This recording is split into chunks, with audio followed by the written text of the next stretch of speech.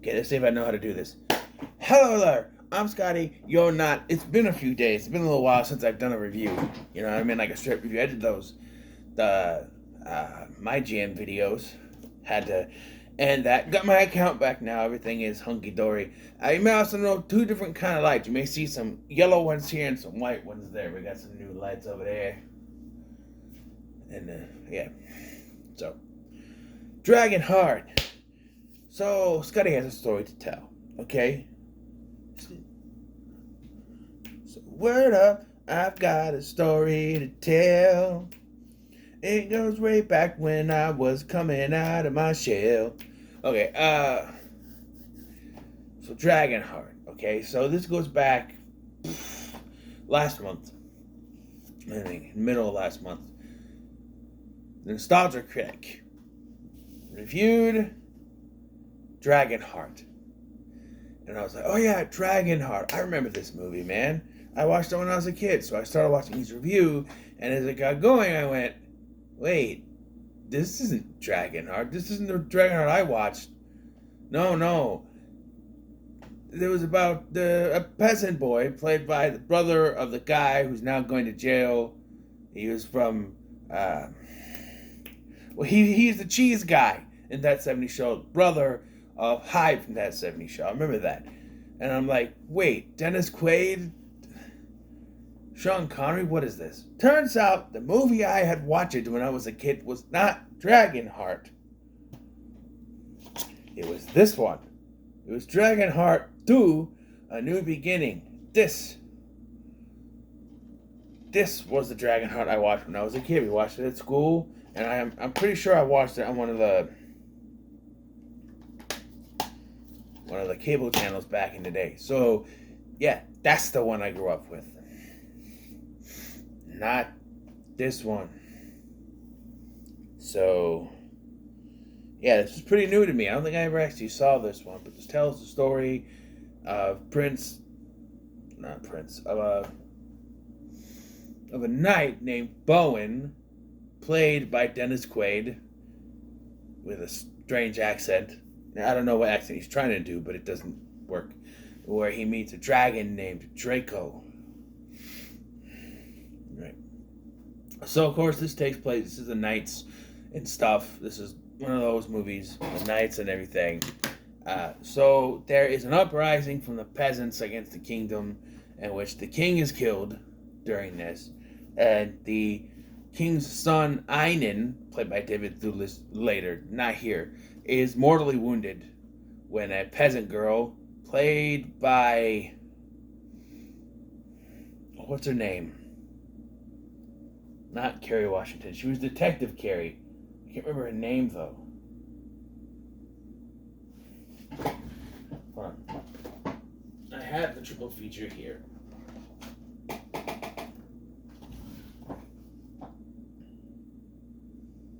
Dina Meyer.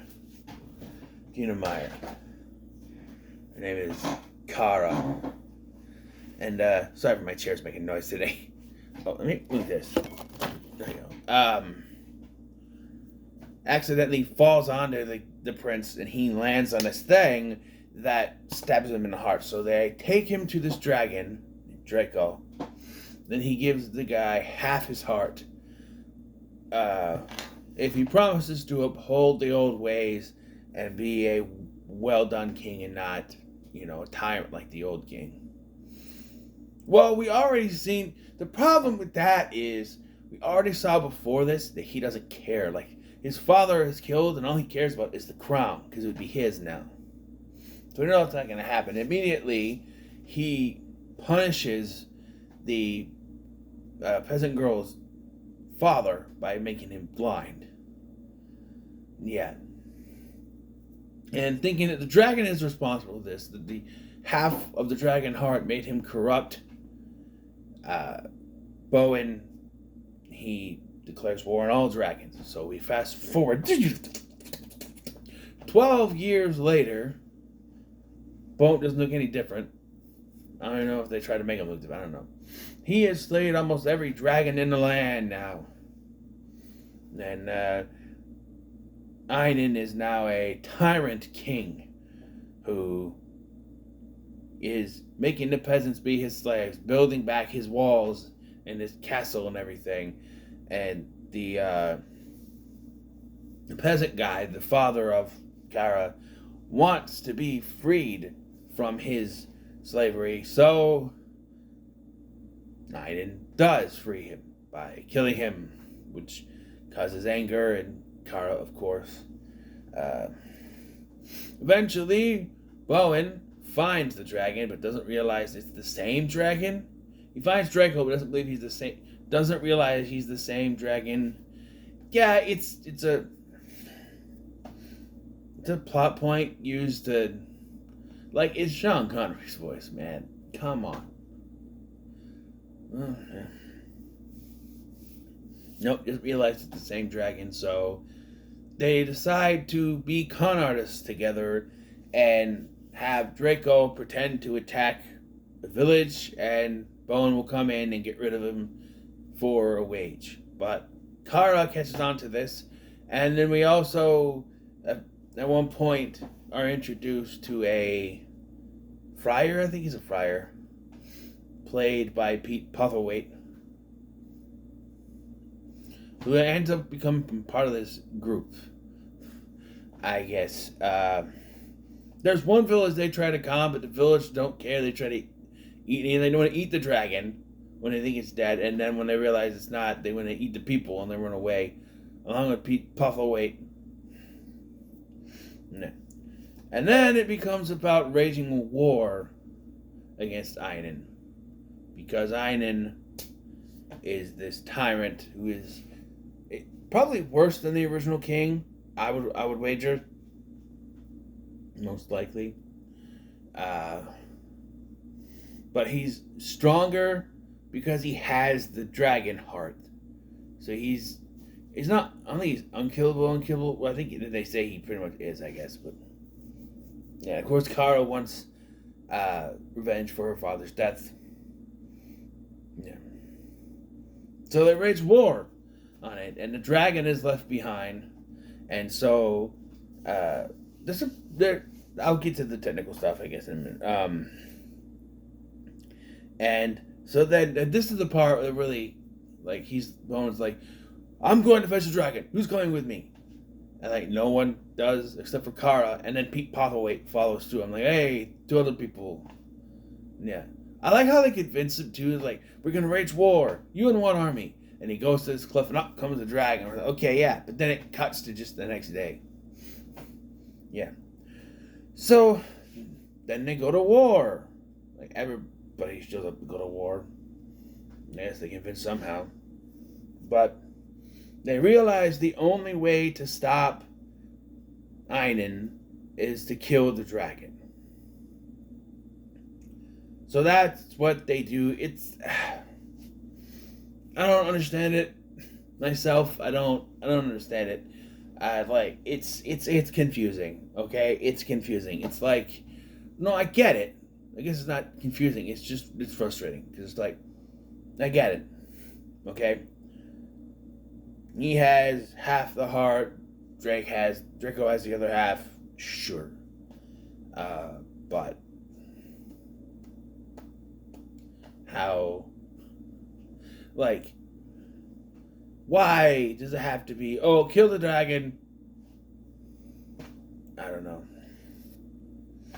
And then he takes his place up in the stars, I guess, because there was a whole conversation earlier Draco was having with Bowen about how he will take his place in the stars and all that stuff. Yeah. All right. So that's how the movie ends. But let's talk about a few other things first, because we still not a lot of time in here, but there's still a lot of stuff to talk about. Dennis Quaid. He delivers a good performance, but I have no idea what accent he's trying to do. Sometimes he sounds British, sometimes he sounds like Dennis Quaid. So I don't know what he's trying to do here. But he does a good performance, even though he's just wearing a wig the whole time, but he's fine. Dana Meyer, also good. She doesn't have an accent, though, which is weird. And Pete Postlethwaite, well, he's trying. He's like a reporter or something. He's writing down like a log, and he narrates at the end of the movie. We know he hadn't narrated it, I don't think, any of the rest of the film. And then there's David Thewlis, who plays Iron. And oh wow, if there was a definition for the word, it'd be him. Like, if you looked up flamboyant in the dictionary, a picture of David Thewlis from this movie would be there. Oh, he's just so, you can tell he's having a good time here, and he's just so in his element, and so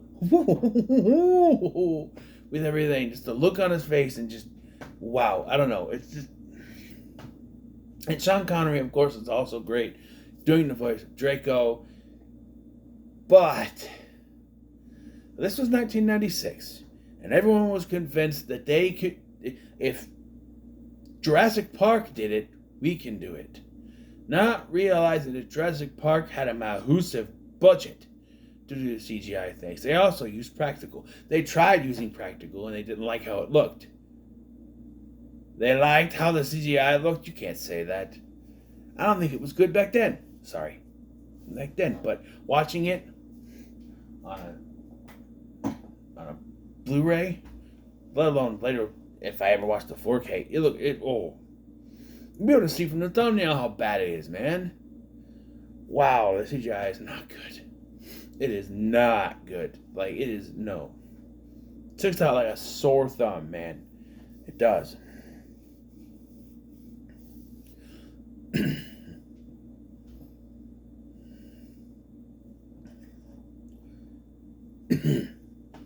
And the fight scenes are actually pretty good. There's a score. The score is good, but like listening to it, I'm like, I remember this score. Like it's a good score, but like the nostalgia critic pointed out, I wanna go for it. They used it in everything. Like he's like, no, they used this, and I'm like, they used, and they played it, and I'm like, yep, they had it before Universal had that.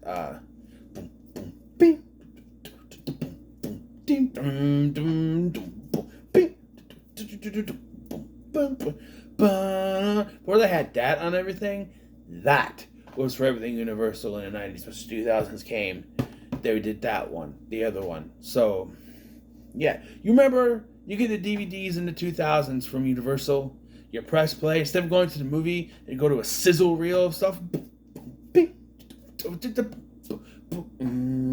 That thing. It frustrates me. It frustrates me. I just want to watch the movie. I don't want to watch this. You know, you can't skip it. You can go back to the menu, but when you click it, it still goes into that sometimes. Sometimes it'll go into that, sometimes it'll go to the movie. I don't know anymore. That didn't do it here. This is Universal. This might do that. What year did the second one come out? 2000? That's on the nose now, isn't it?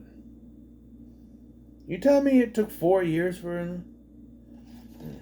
And you may be wondering, wait, if Draco dies... Yeah, I like to know that myself. Because Draco dies and he said he was the last dragon. So, how is there another dragon? And no, this is not the only sequel. It's just the only sequel I'm going to be covering. Because there's 5 movies altogether. And I don't want to do the other 3. And I feel like I'm just going to roll my eyes. Because like the newer ones have... I think the newest one has a female dragon. And it's just like, can we stop? Not every character in every movie has to be female, okay? And I saw, I this is not this, but like I saw a post about how people are hating on the Acolyte, and people are talking about female-led Star Wars projects, and it made me think, well, yeah, of course Star Wars fans are hating female-led Star Wars projects. Star Wars is for boys. Do you remember growing up when you were a kid? It was Star Wars for the boys, Barbies for the girls, right? Star Wars is for guys. And, you know, I guess Rey worked to a certain point, but not every, like, you had The Mandalorian, that's great. But then every other project after that, except for Obi-Wan, maybe. So Obi-Wan is another thing. But now everything is female-led, right? You have Ahsoka. You have the Acolyte, which I also hear is, I mean, people like the Ahsoka, but I do not like Ahsoka because she should have never existed to begin with. No offense to those who do. But If Anakin was never granted the rank of master, he cannot have a Padawan. Now, you may be saying, oh, but Obi-Wan wasn't the master, wasn't it? Yes, but he was a Jedi Knight. Yes, sure, fine. But he only had a Padawan because it's what Qui-Gon wanted. That's the only reason why he had it, and he wasn't a master at the time. By the time we get to the second movie, he was a master.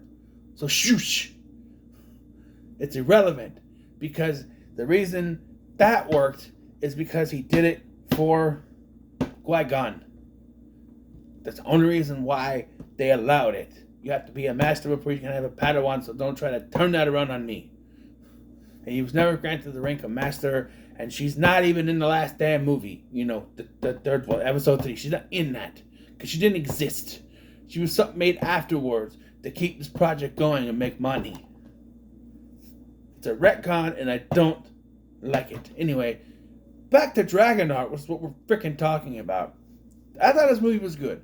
I'm a fan of the swords and sorcery and that kind of stuff. And I'm also a fan of Arthurian legend. And at one point in this movie, they go to Avalon, which is the grave site of King Arthur. So this is post-Arthur. But, yeah.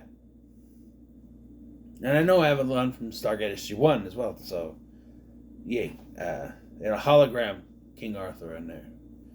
I think it was also played by Michael Shanks. So, who was Daniel Jackson. And there's one more thing I wanted to say before I give my rating.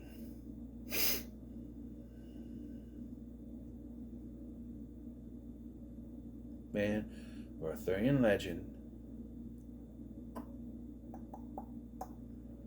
No. DragonHeart. DragonHeart. Sorry. It's a product of its time. Pretty much. Especially with the CGI that really dates it. Some of those did. A lot of movies tried to be Jurassic Park without realizing. Because if you try to think about it, they had a big CGI creature, right? And then you had this giant score that you could, if you hear it, it's like, okay, they're trying too hard to be Jurassic Park. From the same studio, by the way, who gave us Jurassic Park, Universal Studios. They're trying to have the next Jurassic Park. This didn't work, so that didn't work, so let's just make a sequel to Jurassic Park. Yeah. I remember the thing I was going to talk about. So, for the longest time, I was convinced that the dragon was voiced by Mel Gibson. And I'm like, that must have been the sequel. And no, he's voiced by Robbie Benson in this one. I'm like, okay, so which one did? I looked at all the DragonHearts, thinking at some point Mel Gibson voiced the dragon. No. And the only thing I could think of is that I was confusing DragonHeart with Braveheart. I don't know. It's the only thing I can think of, because I don't know. I thought there was one with Mel Gibson as a dragon. I don't know. I don't know. I don't know. The only thing I can think of is I mixed it up. But I'm gonna give this a very low. Pretty good. I enjoyed it. Not this, that. I keep looking at that one. The first one. I'll give the first one a low. Pretty good. I enjoyed it. What it was. These guys a little, you know, and the story's a little wonky, but I think it works. You know,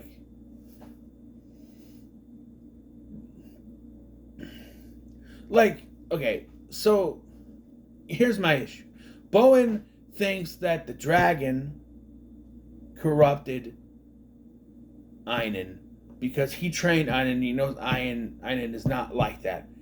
The problem is he's being fucking lied to the entire time, because this dude is evil from the very first time we see him. You can tell he's a squirrel. You know, a squirrel? What I'm trying to say, that he's not a good guy, you know. So, but yeah, this was good. So, what are your thoughts on DragonHeart? I almost said Braveheart. On DragonHeart. Let me comment, be sure to like, share, and subscribe. Thanks for watching. I'm this guy, and I'll see you in the next one.